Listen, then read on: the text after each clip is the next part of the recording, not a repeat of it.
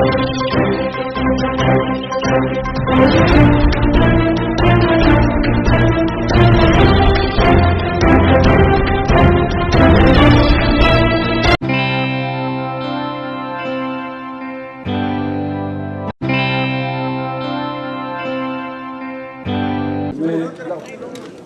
आदर के साथ में अपनी बात को आपके बीच में अभिव्यक्त करूं।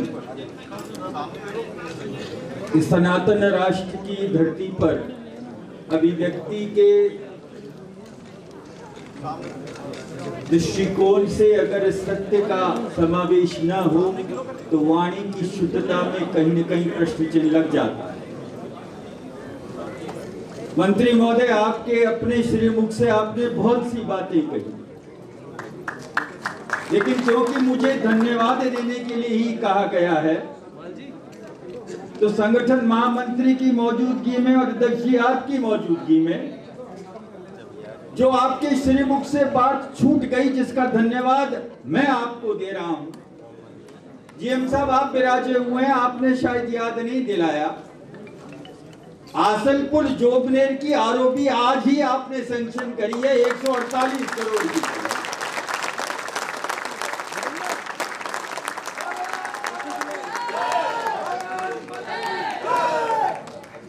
मैं अध्यक्ष महोदय आपसे अनुमति लेकर अपनी बात को निवेदन स्वरूप प्रस्तुत कर रहा हूं।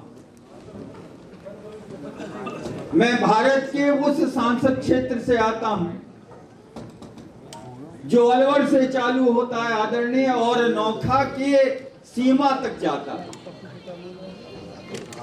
आदरणीय, इस राजस्थान के रेवेन्यू में जयपुर से दिल्ली के बीच का जो औद्योगिक क्षेत्र है, आपने कहा कि रेलवे का निवेश राजस्थान में 10,000 करोड़ से ज्यादा है। आदरणीय, नीमराणा, बहरोड, शाहजहांपुर, भिवाड़ी, कोटपुतली भारत सरकार को 7,200 करोड़ रुपए की सालाना जीएसटी का रेवेन्यू देता है। मैंने आपसे विनम्र निवेदन किया था, प्रधानमंत्री जी से किया था, आपने सरल स्वभाव का होते हुए नीमराणा से जयपुर तक के रेलवे लाइन की आपने डीपीआर बनाने की स्वीकृति प्रदान करी। इससे बड़ा अवसर मैं हो नहीं सकता, मैं उसके लिए आपको धन्यवाद देता हूं। और इस बात को शुद्ध अभिव्यक्ति से सारगर्भित तरीके से आपके बीच में प्रस्तुत कर रहा हूं कि जब डीएफसी का श्री गणेश हुआ था और डीएमआईडीसी का श्री गणेश हुआ था, उस वक्त तत्कालीन भारतीय जनता पार्टी की राजस्थान की सरकार 2003 से 8 की सरकार ने 5 अर्ली बर्ड प्रोजेक्ट्स किए थे, जिसमें ये एक रेलवे लाइन है जो 15 साल बाद में आपके श्रीमुख से और नरेंद्र मोदी जी के प्रधानमंत्री काल में आपने डीपीआर बनाने की स्वीकृति प्रदान करी है। नारे लग रहे थे, ये मोदी है तो मुमकिन है, और इसी आशा के साथ में कि जो डीपीआर आपने बनाने के लिए कहा है, रेल की गाड़ी बिजली की रफ्तार से भिवाड़ी से लेकर और जयपुर तक पहुंचेगी। शाहपुरा को भी लाभ मिलेगा, मनोहरपुर को भी लाभ मिलेगा, कोटपुतली को भी लाभ मिलेगा, नीमराणा को भी लाभ मिलेगा, और रेवेन्यू जहां 7,200 करोड़ है। आदरणीय, जीवन यापन के संसाधन राजस्थान के नागरिक को वहां तक जाकर और अपना जीवन यापन करने के जब संसाधन उपलब्ध हो जाएंगे तो ये रेवेन्यू भी 4 गुना ज्यादा होगा। आप पधारे, मैं आप सबका धन्यवाद अर्पित करता हूं। और जो मौका मुझे अध्यक्ष महोदय, जिला के शहर के अध्यक्ष महोदय ने दिया, ये बात मैं अगर लोकसभा में कहता तो 543 के बीच में कहता, लेकिन अपनी बात अपने ही व्यक्ति को अपने ही घर में कहने में जो सार्थकता आपने प्रदान करी है, बहुत बहुत धन्यवाद। जय हिंद, जय भारत।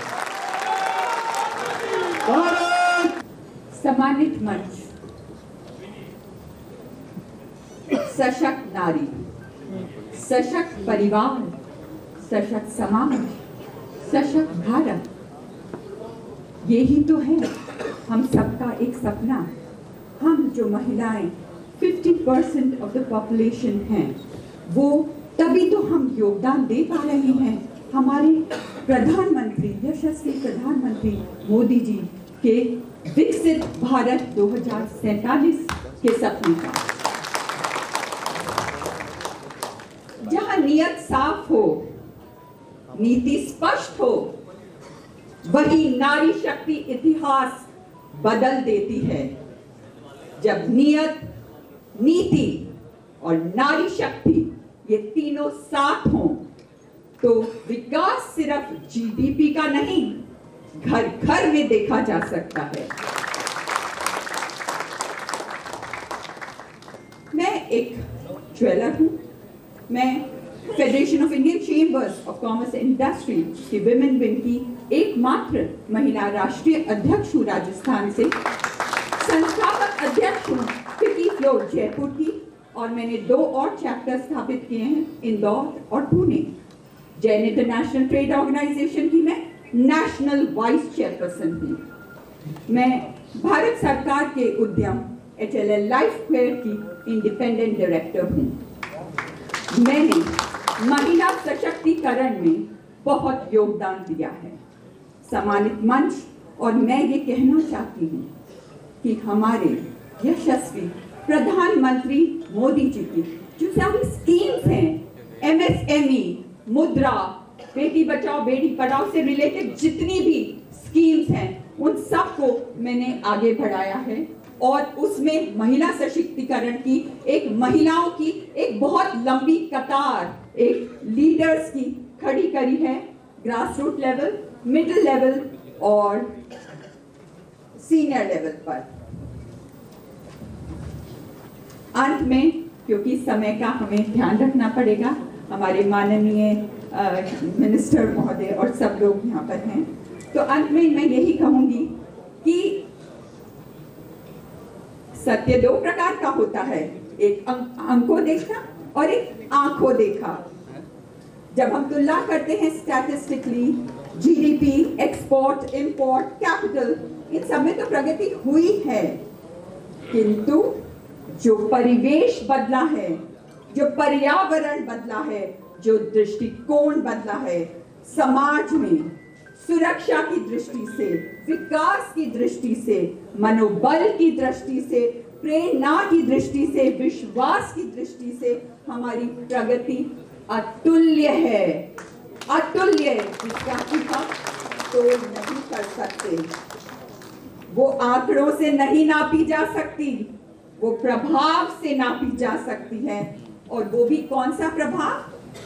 मनोवैज्ञानिक प्रभाव। तो अंत में हमारे यशस्वी प्रधानमंत्री मोदी जी को अत्यंत शुभकामनाएं, मंगल कामनाएं, सभी का मंगल है। इस अपॉर्चुनिटी के लिए सभी का बहुत बहुत धन्यवाद। बहुत बहुत धन्यवाद नीता जी। अब मैं आदरणीय प्रदेश अध्यक्ष हम सब